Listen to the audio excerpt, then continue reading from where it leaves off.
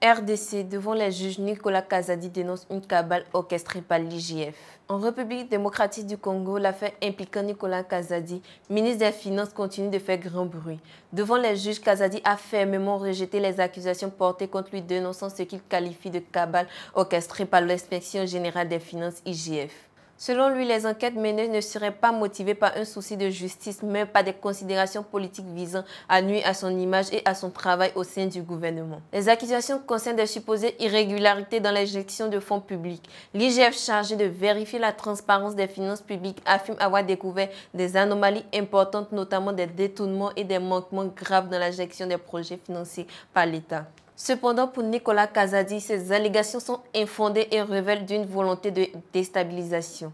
Lors de son intervention, il a rappelé les réformes entreprises sous sa direction pour améliorer la gestion des finances publiques, insistant sur le fait que son ministère a toujours œuvré pour une transparence accrue. Il a également critiqué le rôle de l'IGF qu'il accuse de dépasser ses prérogatives en agissant comme un organe de répression plutôt que de contrôle. Selon lui, l'IGF s'arrogerait des pouvoirs judiciaires, ce qui mettrait en péril l'équilibre institutionnel et la crédibilité des institutions.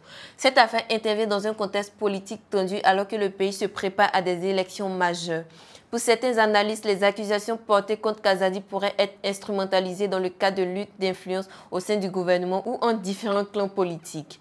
L'opposition, de son côté, y voit une preuve supplémentaire de la mauvaise gestion et des dysfonctionnements au sein des hautes sphères de l'État. La question désormais est de savoir si cette affaire sera traitée sur un plan purement juridique ou si elle continuera à alimenter les tensions politiques.